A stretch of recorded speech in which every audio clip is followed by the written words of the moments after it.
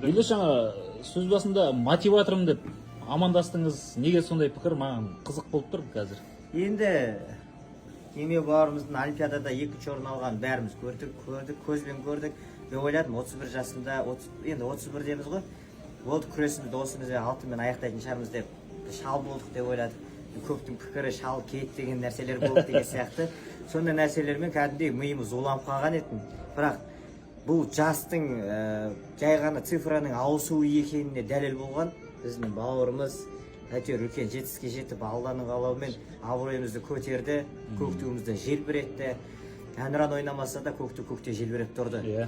Сол қатарда. Сол сияқты бұл бауырымыздың жеңісін көргенде жеке басым үшін мен жас екенмін ғой әлі деген пікірге шыны керек. Сол сияқты менің мотиваторым болған, тағы да ары қарай күресті жалғастыруыма себеп болған жеңістің бірі бауырымызға.